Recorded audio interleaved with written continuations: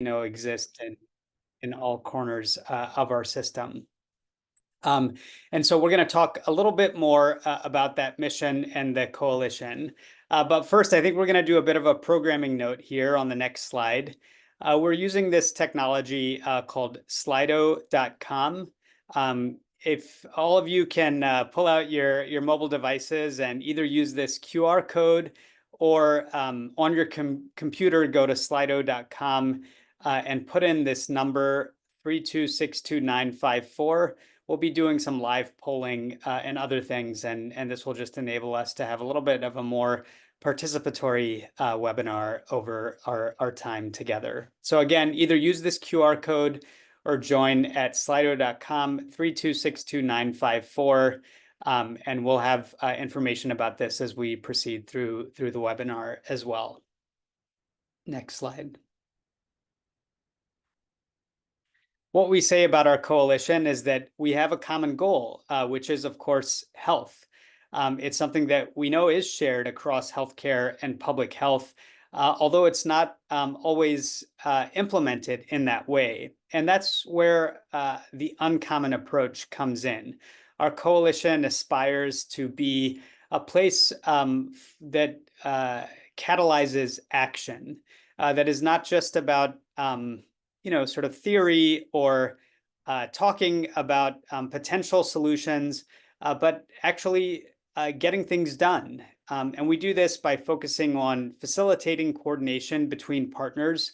Importantly, we know so much of this work actually happens at the local and the state level. Those of us who are lucky enough to be a part of the coalition's leadership have a deep experience at the local and the state level. And we aim to facilitate that coordination accordingly. The purpose of today's webinar is really the second point, identifying and amplifying work at the intersection of healthcare and public health. We already know that so much is happening, but too often it remains unknown and can't spread to places that would benefit from similar solutions happening in other jurisdictions. We also advocate for policy changes aligned with our goals, and we are striving toward implementing initiatives to improve health outcomes. And I'll just add a bit of a stay tuned here because the coalition will be announcing soon a signature initiative that we'd love to enlist all of you in as well. Next slide. I'm grateful for the leadership of our founding members who are listed here: AHIP, the American Medical Association, Kaiser Permanente, ACHP, which is the Alliance for Community Health Plans, and the American Hospital Association. These five leading healthcare organizations came together under one banner for the very first time in order to join forces for public health, to step up and try to model the collaboration that's needed, but also to model that uncommon approach by making actionable commitments. There's 33 concrete actions spanning 4 focus areas that these founding organizations have already made. And since our inception, we've grown from these 5 founding members to now over 70 organizations. You can read a little bit more about them on our website, which is commonhealthcoalition.org. Next slide. And now I'll just say a little bit more about the substance before we turn into the focus for today's webinar. Our approach revolves around these 4 areas. We use the acronym CARE to describe them. C is coordination between healthcare and public health with clearly delineated goals, roles, and responsibilities. This is fundamentally about relationships, the relationships that we know matter to get this work done, but also making sure that those relationships are turnover proof. So if someone leaves a position, that relationship doesn't fade away along with that. The A here is always on emergency preparedness. This is about well-maintained emergency preparedness plans, but importantly, to make sure that they're shared across different sectors of the health system, and to do the work to have that common sheet of music that we're all reading off of in relative peacetime, like what we're in right now, so that infrastructure can be scaled up quickly during a crisis. The R in care stands for real-time disease detection, so that threats are assessed and response can be mobilized more swiftly, particularly things like electronic case reporting. And then the E is exchanging data in a way that is swift, consistent, and actionable. We saw how important this was during the COVID-19 pandemic, particularly for redressing health inequities that otherwise fly under the radar.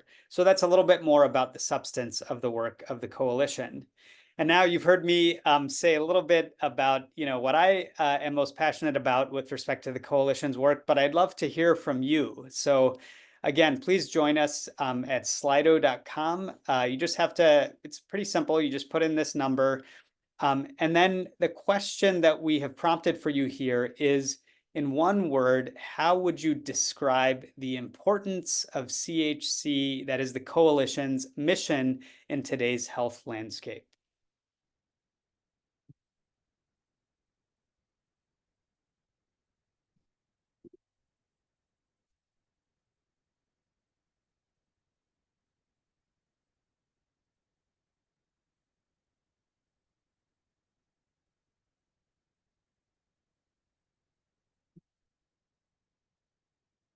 We'll just give folks another minute to put in their responses here.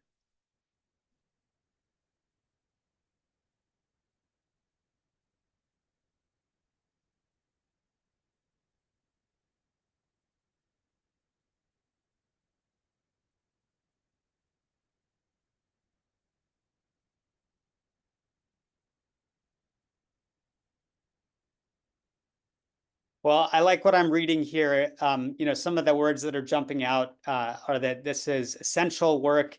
It's critical and timely. Certainly, we agree with that in the wake of the pandemic, but even as we're confronting so many other slow-moving disasters, beyond infectious diseases. And then I see this focus on collaborative work, alignment, as well as it being action-oriented. With some very tangible aspects, this data-centric, equity-driven, sustainable work as well. So thanks so much for sharing some of your thoughts here. And now I have the privilege of turning the rest of the webinar over to our very distinguished moderator, whom I'll introduce briefly. Our moderator is Dr. Nadine Gracia, who serves as president and CEO of Trust for America's Health, or TIFA. I'm sure some of you know Dr. Gracia and TIFA, but it is a nonprofit, nonpartisan public health policy, research, and advocacy organization that promotes optimal health for every person and community. We're really grateful to have Dr. Gracia's leadership. She has extensive experience across federal government, the nonprofit sector, academia, and professional associations. And at TIFA, she leads as president and CEO their work to advance sound public health policy, advance health equity, address the social determinants of health, and make health promotion and disease prevention a national priority. Nadine, I'm so grateful that you've been serving as co-chair of our Strategic Advisory Council for the coalition.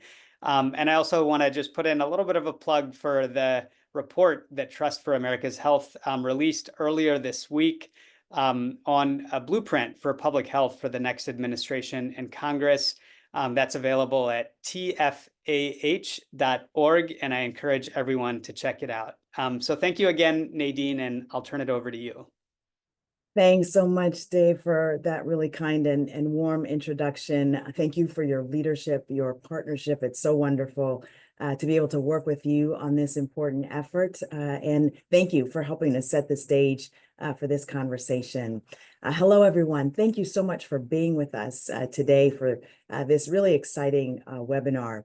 I am so pleased to moderate the inaugural webinar of the Common Health Coalition. That's a milestone for this coalition. And my organization, Trust for America's Health, as Dave noted, is a public health policy research and advocacy organization. We are pleased to be one of the public health member organizations of the Common Health Coalition. And it's been an honor to co-chair the Strategic Advisory Council along with Dr. Georges Benjamin of the American Public Health Association.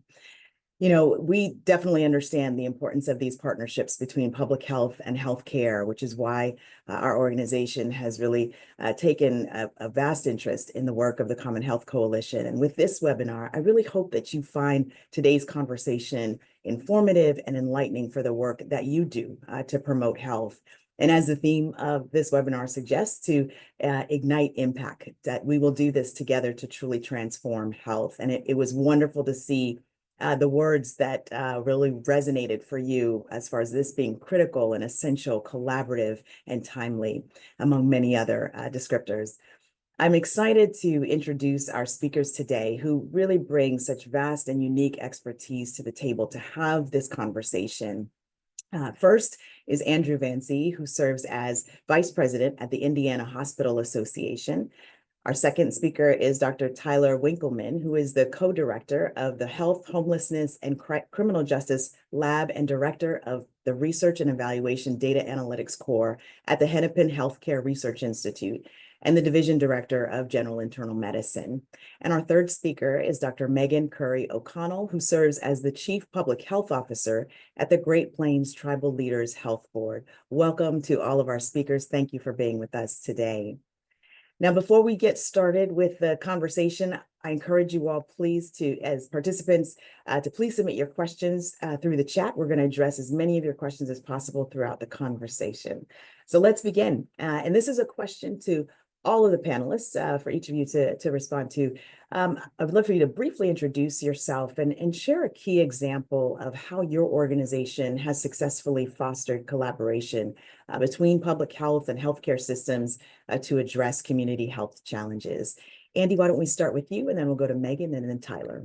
Yeah, thanks, Nadine. Yeah, as mentioned, I'm Andy Vancey, and I work for the Indiana Hospital Association. In response to the Indiana legislature funding public health efforts at a historic level of $225 million over the past 2-year cycle, IHA launched our Health First Indiana Hospital Pledge. This pledge recognizes organizational support for improving public health efforts within our hospital service areas. The pledge outlines key steps that a hospital should take to ensure communications, collaborations, and area of focus within the local health departments within the communities that each hospital serves. A couple of weeks ago, we reached over 120 hospitals signing the pledge, which represents 100% of all the community-based acute care hospitals in the state of Indiana. Andy, congratulations on that achievement. That is wonderful news to hear. And there has been a lot of attention to the investment that has been made in public health in the state of Indiana, and to see a step forward is really this kind of pledge as well from healthcare, really putting forward community health needs. That's terrific to hear. Let's go to Megan next.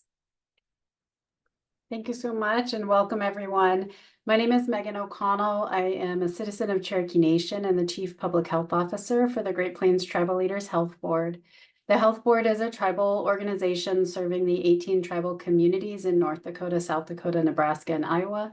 And it also houses the Great Plains Tribal Epidemiology Center, which is one of 12 federally created tribal epicenters that are public health authorities that help support the public health activities in the federally recognized tribes across the country. At the Tech and the Health Board, we've been working on what really are, to some extent, very basic activities around improving the health and making these connections. It's really working hard to get access to data at all. Tribal epicenters and tribes were not considered when the public health system was created in terms of being public health authorities that can serve their communities and perform public health actions. And so a lot of our work is around just trying to get access to data that other public health authorities already have. So however, in doing that work, as we get access to more data, we're looking ahead and trying to figure out how we can incorporate data from different sources to kind of have a larger database for tribes, whether it be public health officials or tribal leaders to use so that they can make evidence-informed decisions about how to address the health needs in their communities. Megan, thank you for really lifting up, in particular, the unique aspects around tribes, tribal nations, right? And as we speak to tribal sovereignty, really important, and I appreciate you sharing the example in particular from the pandemic with regards to access to data. Data is certainly one of the core elements, as we all heard Dave speak to, one of the key areas of focus for the Common Health Coalition. And we'll talk more about that in our conversation. Tyler, let's turn to you. Hi, everyone. Thanks for the invite, and really a pleasure to be here with you all. So I've been able to be a part of the Minnesota EHR Consortium and lead a number of projects. The EHR Consortium is a collaboration among the 11 largest health systems in Minnesota, and we have seen about 95% of the patients in the state in one of these health systems. And we collaborate closely with the Minnesota Department of Health as well as local public health agencies. And I would say that our collaboration, I would be lying if I said bringing health systems and public health closer together was purely intentional. But what we found is that COVID-19 gave us a really good excuse to work together. And as we got to working together, we realized we had a lot of shared interests. And as we branched out from COVID-19 and realized that collecting data across all these systems was powerful for COVID-19, but it was also really powerful for other conditions that were very important to public health. And we set up our projects by going to local public health agencies and asking, if you had access to data to do your job, what would it be? And we have designed our data systems to meet those needs. And it has been a really wonderful sort of organic collaboration. And just this morning, I received an amazing email from one of our local public health colleagues who said that they had a 30-minute meeting and they just spent time together across 3 different county agencies reviewing our dashboards, and that it was a fun meeting, which I bet we don't all describe meetings like that. So it's been great. We'll put the link to the dashboard in the chat. And then I think we do have a slide at some point just to give people a sense of what these dashboards look like. Thank you, Tyler. That is great, and great to hear about fun meetings. And you touched on something too about the importance of what the pandemic kind of revealed about the power and the importance of these collaborations. And I think even in establishing this Common Health Coalition, it was to say, how do we learn those lessons and continue those types of partnerships and relationships in the non-emergency time. So the fact that that's how you're framing and thinking about this with regards to sustaining those partnerships is critically important. And with that, that's a question actually to Andy. And Andy, you've garnered some interest in the pledge that you spoke about in your opening comments in the chat. Collaboration takes effort, but its impact really can be great. What were some of the challenges that you faced in fostering this collaboration, and how did you overcome them? I'm sure our participants are interested in some of the lessons learned. Yeah, I mean, we faced kind of, I'll say, 2 initial challenges to achieving success in our pledge effort. First was to develop terms of the pledge that would appeal to a very diverse hospital stakeholder group. And so to address this, we brought together groups of hospital executives varying in geography and size, along with then some of the leadership of the State Department of Health, to really craft the key principles of the pledge, and really focusing on kind of that end goal of what are we trying to achieve and what does success look like. And so that helped to really set the stage for the development of a pledge that appealed to a much larger audience. The second challenge was getting the physical signatures from the C-suite leaders at each of the organizations. And I'll say that getting the first half of hospitals to sign on to the pledge was very easy. It was simply sending out an email. They quickly filled out the pledge, sent it back in. The next third kind of group took a little bit more work, some repeated follow-up. It was really the last 10% kind of stragglers getting their signatures took months And it wasn't that they were against the pledge. It just wasn't a high priority, or it was being able to kind of tell the message. And so that took a lot of personalized outreach from both our association, having the State Department of Health reach out directly, and really getting to the right person to understand what we were trying to accomplish and the importance of joining the pledge. And so, and as I mentioned, a couple of weeks ago, we were able to secure some of those final signatures to say we have met that 100% threshold. Thanks for the candid nature too, Andy, of talking about, actually getting the signatures in the process and how you went through that process. It sounds like having, multiple sectors involved and having the health department and other partners involved, but really capitalizing on the relationships that you had as well, and making the case of why being a part of this really would actually help to transform and promote health. So thank you for that. And for everyone, the chat has the links as Andy has been mentioning them. So please do feel free to take a look at those resources as well. Tyler, I'm going to turn to you. The interest on data, and you mentioned the dashboard's in here. So would love to have you expand a little bit more on that, about how your partners have leveraged data to improve their work and community health outcomes. Yeah, so a couple things that I want to say about this. One is it has been a two-way street. So the health systems did not have the infrastructure to be able to do projects like this. And the health department, sort of after piloting some of this with COVID, the health department invested in the infrastructure at each of the systems to be able to put together these resources. We've also collaborated with the state to receive and link in homelessness information, criminal justice information, Medicaid enrollment data, so that we can report on key subpopulations and understand the health needs of various groups across the state. There has been both sort of investment in resources in the health systems, and then the health systems have put together the data and fed that back through our public dashboard to our local public health partners. This was published the end of March, and so it has not been in the world for that long, and it's already fundamentally changing the way that many of our local public health agencies do their work.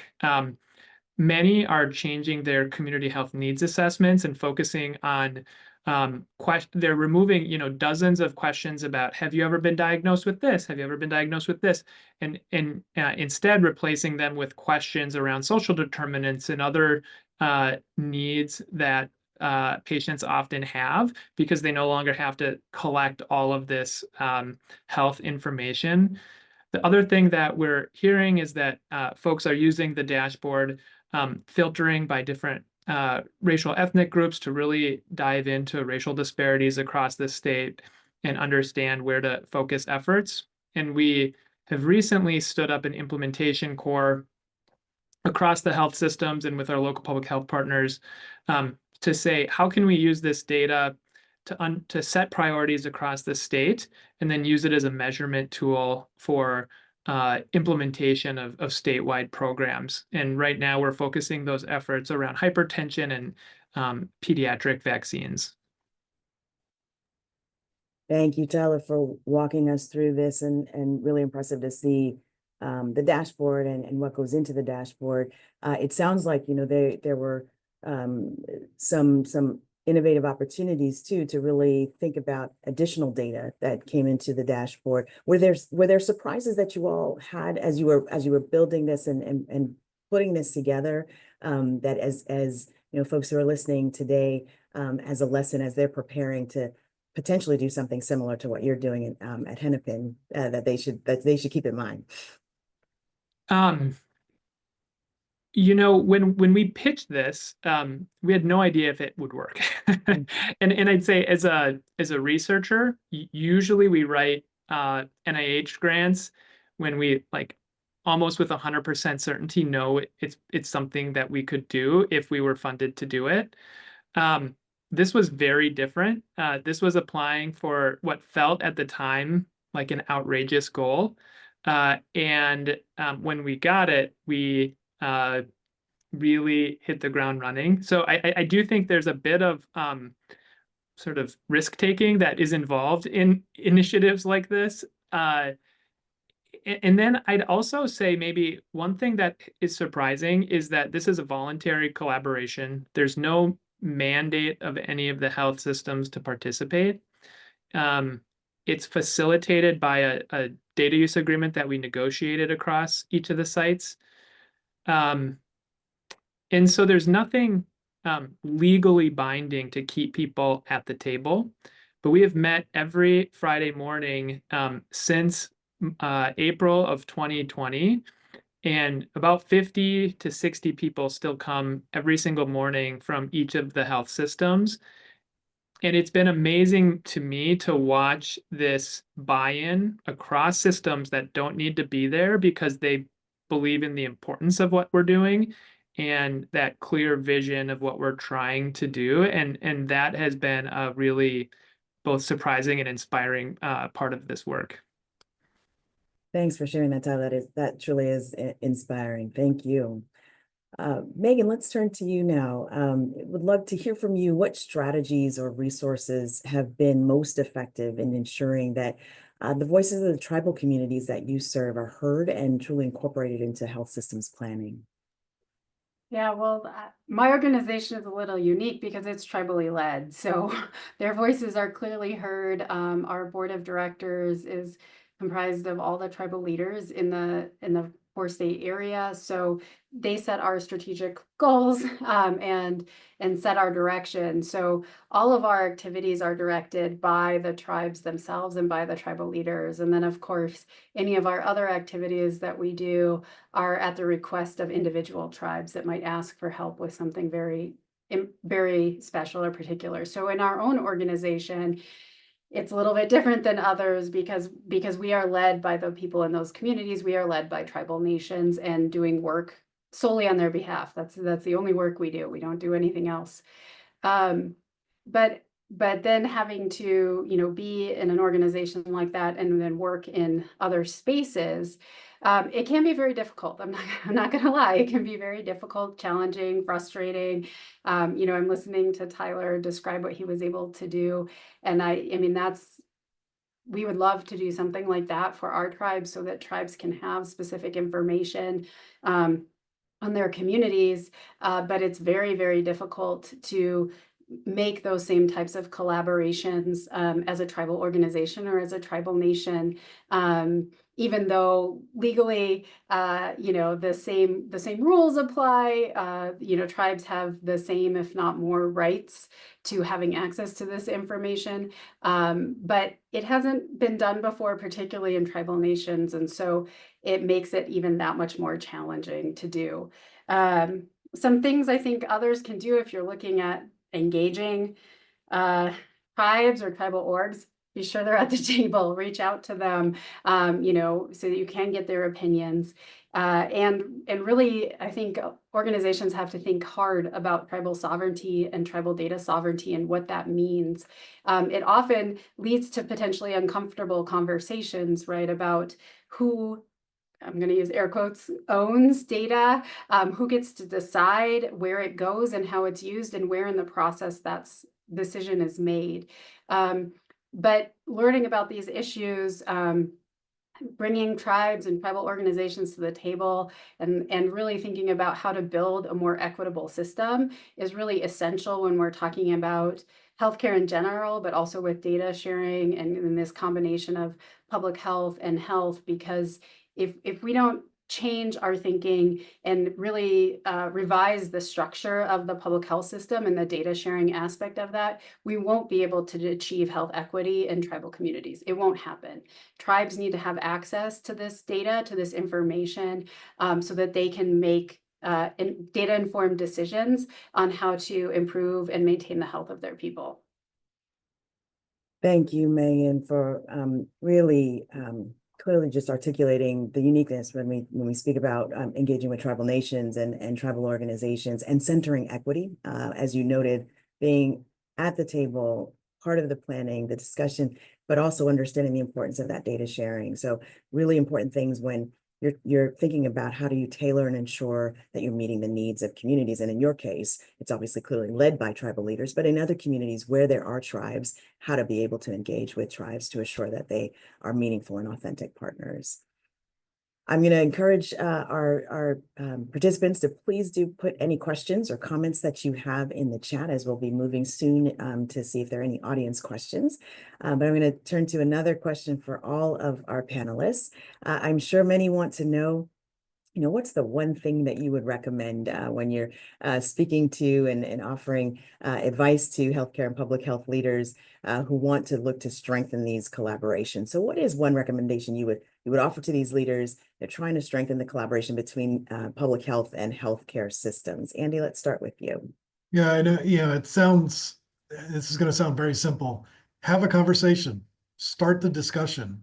Too often we find that, organizations are kind of in their own silos and, not sitting at the same table having conversations. I think, we find that we have more in common than not when trying to address some of these challenging issues. And so, that's the biggest, I think, piece that, really, I think it's, since the pandemic, we've really, people's willingness to sit down, talk through problems, and try to work on common goals, it's much easier. And at least from my perspective, between hospitals and local and state health departments. And so, I think starting that conversation and just, talking through the challenges, I think is a good first step. Thank you, Andy. Tyler?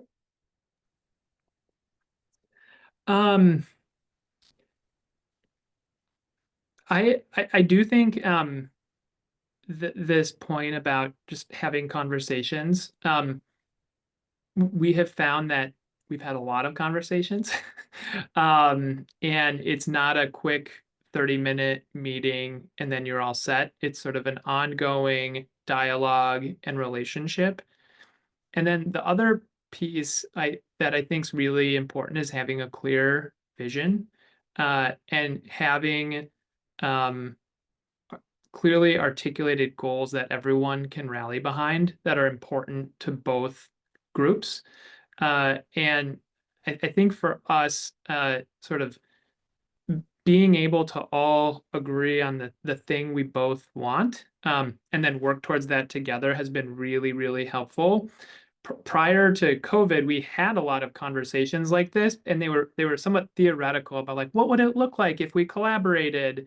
And it was hard to get that moving until there was like a concrete thing that we could rally around. And so finding that passion project that is achievable to get started is really important, I think, as well. Thank you, Tyler, and thank you for just continuing to uplift to the importance of these relationships. It's actually stronger when we form these relationships prior to the crisis, because knowing who to call and having that trust is really critically important, and being able to sustain that, surge what you need to do during the emergency and then continue it at times of non-emergency. Megan, let's hear from you.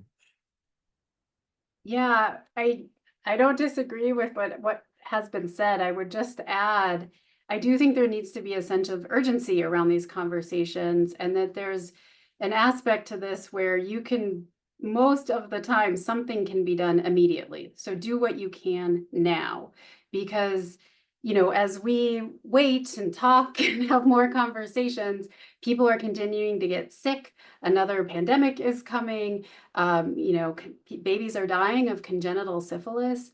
And a lot of times there are steps that could be done immediately to make the system more equitable or to include another community that don't really require lots of conversations, because it's maybe happening in one aspect of the system and it just hasn't spread to everybody. So I would encourage people to look for those places. What are things you can do right now while these larger issues are being addressed? Because a lot of times there is something that you can do, that first step, that can just be done immediately if someone is looking for it and committed to doing that. So that's what I would encourage people to do. I would also say, I think it's great to go into these conversations similar, a little bit with what Tyler was saying. We have a common goal, which is that everyone is healthy and we're eliminating health disparities. Let's figure out how we get there. And if there's a roadblock, let's have a commitment that we're going to figure out how to get through it, how we're going to get to yes is what we say in some of our talks. How are we going to get through this? If there is a no, we are not going to list all the reasons why we can't. We're going to figure out how we can. Thank you, Megan, and thank you for pointing out so well that indeed, while we may not be in the midst of a pandemic, we are though seeing, for example, rising rates of chronic diseases, maternal mortality, mental health crises, other issues that we do need to address and with a sense of urgency, and that partnership can really help to promote health and improve health outcomes and address health disparities. So thank you for elevating that point around the urgency of this work too in these partnerships. I'm going to turn to some audience questions and we'll kick it off with a question around mistrust. And that is, sometimes there is mistrust among sectors that hinders effective partnership. And the interest is whether any of you as panelists have encountered this, and if so, how did you surmount it? Anyone that'd like to start or has experienced this? Yeah, I mean, I'll go ahead and kick it off. I mean, yeah, we did hear some mistrust amongst, it was typically political in nature, whether it be, when you're dealing with local health departments, typically those are kind of appointed by county officials, and then you're dealing with health systems that may be county related or maybe kind of private sector related. And so some of the kind of local politics that apply in these challenges. And so I think some of it going back to having those conversations and focusing on the end goal that, Tyler talked about, having that end goal in mind. I think it's re-educating. It's just bringing folks together and having those conversations that helps to hopefully build those relationships and get through some of that mistrust. Thank you, Andy. Any others? Sure, I can. Sorry, Tyler.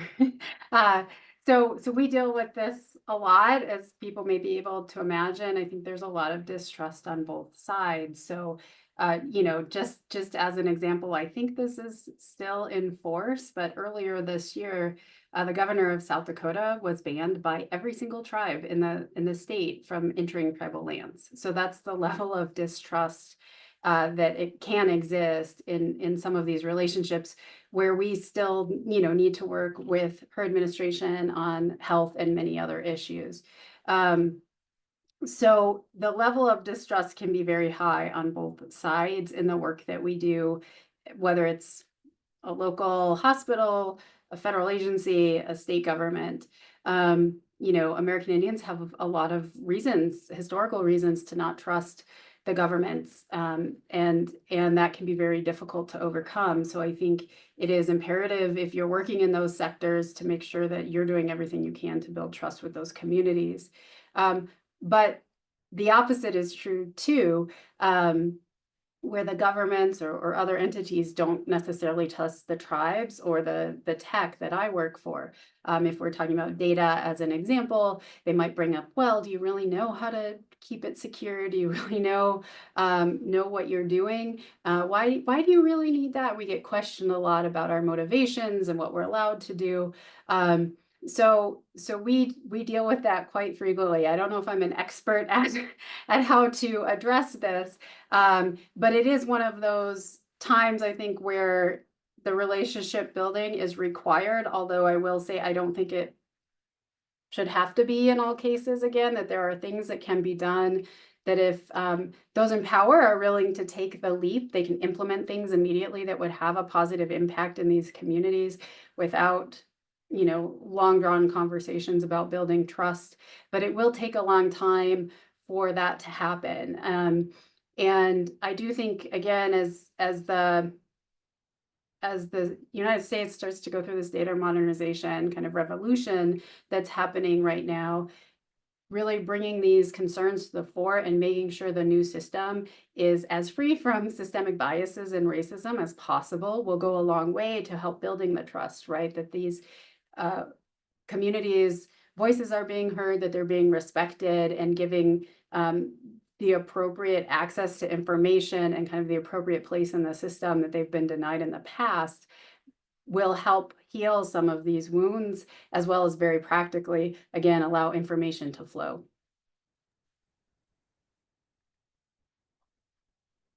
Thank you, Megan. It's a very powerful message around the importance of how we think about our data modernization efforts. Tyler, I'm going to go to a next question because it's actually directed to you, which is, you mentioned data agreements. What are some of the tools you've used to solidify partnerships?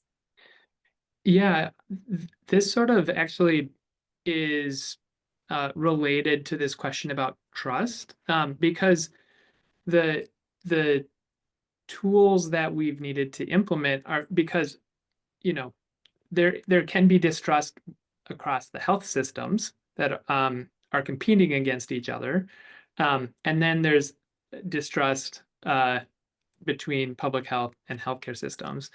And one of the things that we did very early on was have very open discussions about the governance structure, about how the group would make decisions.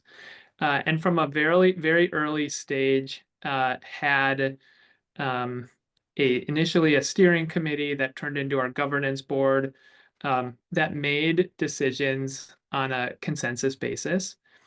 And as someone who had previously been doing mostly like standard health services research, where you just make a decision and you go, this process felt a lot slower than I was used to. But in retrospect, it wasn't that time consuming, and it allowed us to really accelerate our work. So I would say one of the most important tools has been a clear decision-making process that gives equal voice to each of the partners. And there are sort of checks and balances within our decision-making process. And that has gone a long way in keeping people at the table. And then I'd also say, just practically, we do have for our data sharing group a technical assistance core and an administrative core. So everyone has the same voice, but there are a couple sites that do the bulk of the administrative work and the subcontracts and keeping the timeline straight, and another group that really supports the analysts at each of the sites in navigating challenges with the projects that we do. So we have tried to keep the decision-making equitable while also build out some centralized resources that can benefit each of the different partners. Thank you, Tyler, for that. Let's see, we have another audience question, and Andy, let me see if you'd like to weigh in on this one. We are increasingly seeing the expansion of situations where individuals and communities may be at risk if they disclose information about their identities. In an environment that promotes data-driven resource allocation, could you speak to the opportunities to partner with communities to do no harm while continuing to ensure adequate and appropriate allocation of resources to the health needs of communities living with this reality? Well, I see this isn't a softball question. This is it's a much more challenging and I think a very deep discussion. We probably talk the whole session. We could. That's right. This Yes. topic. I mean, I think, the one piece, some of what we're talking about on these different initiatives is really engaging like a couple pieces of this environment. And so I think, when you start talking about community dynamics, I think you have to engage more than just kind of the healthcare providers and the health departments. You really have to get down to some of the grassroots level of churches, schools, different not-for-profits and try to involve all of the communities in this discussion. And so I think that's how you start to break down some of these barriers and concerns with respect to how the data is being used, and ultimately where the benefit comes of providing an equitable distribution of funding to addressing some of the public health challenges. Thank you, Andy. Yes, we could indeed, it's an important point, and indeed a conversation that we could extend for quite some time. We're going to do a final question with our panelists, which is, how do you envision the role of coalitions like the Common Health Coalition in supporting and advancing these efforts moving forward? It'd be great to hear it from each of your perspectives. Megan, let's start with you. Yeah, I think these coalitions and efforts that are occurring around the country are really important to try to break down these silos and walls we have between medicine and public health. I trained as a family physician.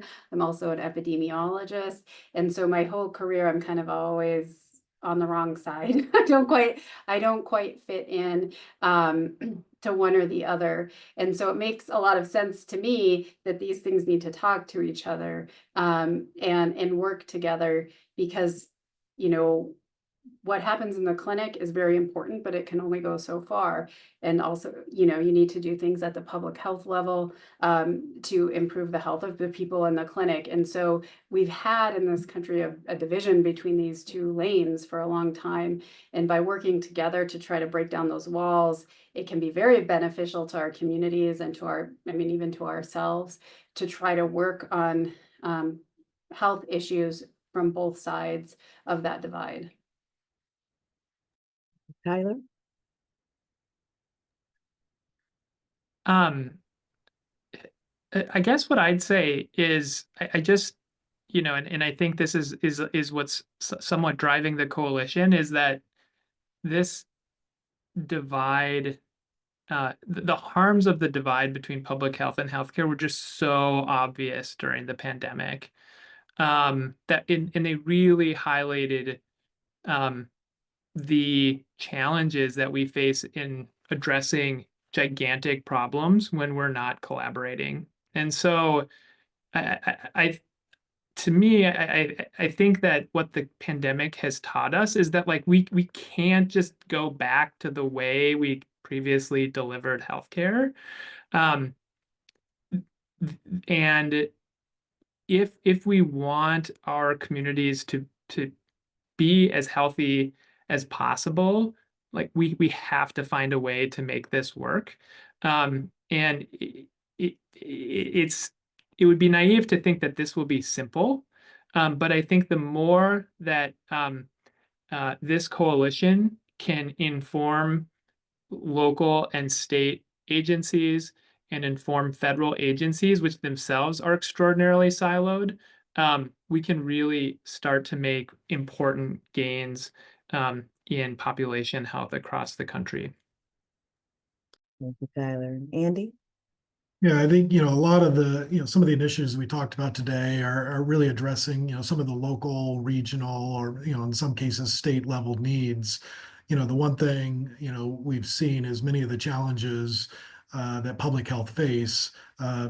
These challenges don't recognize county lines, state lines, or even country lines. And so these challenges, cross geographies, and we all have to work together to try to address the common good that we can do with respect to public health. And so I think this idea of kind of raising kind of the grassroots efforts up to more of a national level is where we're going to see great benefits.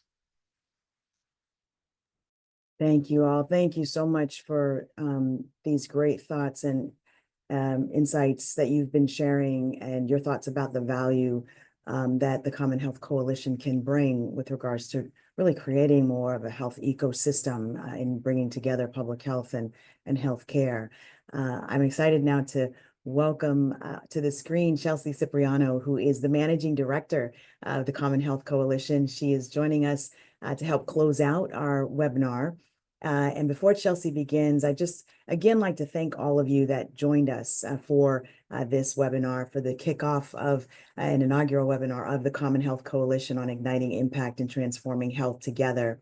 It's really been a very informative session with lessons learned, with advice on how to move forward and really strengthen this type of a collaboration. It's powerful examples of where the opportunities are, as well as where some of the challenges exist with regards to collaboration between the public health and healthcare systems. And some key takeaways that I'd lift up include the power of collaboration. We heard from our speakers even in this last point around how meaningful the collaboration between public health and healthcare should be and can be, and that there still are silos and needing to break down those silos so that we can create meaningful change and promote health.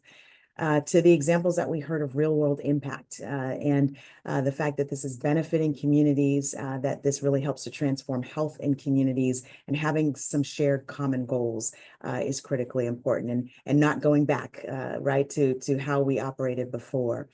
And then the ongoing participation. It's so easy after an emergency to say, let's just go back into how we operated before, but this is really a critical time. You know, as our speaker said, this is an urgent time for the health of our nation, the well-being of communities around the nation.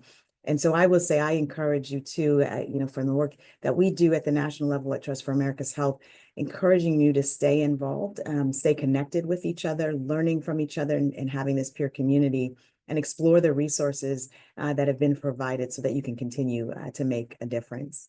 With that, I'm going to turn it over to Chelsea, who will talk more about the value of joining the Common Health Coalition and how you can get involved. Thanks so much, Nadine, and thank you so much to all of our speakers. I think that was a really great session, and we could have gone on for many, many more hours. But if all of this is interesting and you haven't yet already, we encourage you to join the Common Health Coalition. Dave gave the overview of who we are and what we're doing at the beginning, but I really think you hit the nail on the head, Nadine, right at the end, talking about not going back, right? We learned so many lessons during the pandemic, and those lessons now need to be mobilized, not just good lessons learned, lessons mobilized. We're choosing action over amnesia. I know that sounds cheesy, but I think it really is what everyone in these fields, across the fields, wants to see, and is really a testament to everything that we went through during the pandemic, and then also above and beyond and through other crises. This is a really quick slide with coalition benefits. I will not go through each of these, but it is a free coalition. I should say that up front. So if your organizations are interested in joining and you're a healthcare or public health organization, these are some benefits. I won't go into each. This is on our website at commonhealthcoalition.org. Next slide. And this is one highlighted example that I want to really call attention to.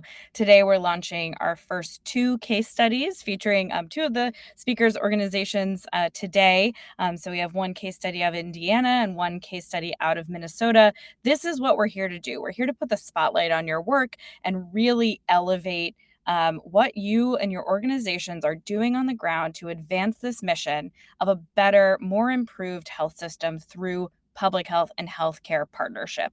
So check out our case studies. We're thrilled to be able to feature this great work and more to come. These will keep coming out. We will have more webinars, but these are just some of the benefits of engaging with us, is getting to have us highlight your work for you. Let us be your megaphone. Let us help others see what you're doing and replicate it across the country. So I think that with that, Nadine, I am passing this back to you. I don't think we're doing this last Slido for the sake of time, but this is just a quick slide on how to stay connected with us. We would love to have all of your engagement, hear your stories. Let us highlight you. Reach out if you have a great story to tell. This is how we ensure that we don't go back and we don't forget the great lessons learned, but have lessons mobilized. Amazing. Thanks so much for Sarah Ziegler and Ali, who put this on, our great partners at Courage Forward Strategies, and for manning the chat. You can find all of these resources in the chat as well, or at this QR code. Nadine, back to you. Thanks so much, Chelsea. Thanks for sharing these great resources and exemplars because it is about action and showing that we can make a difference working together.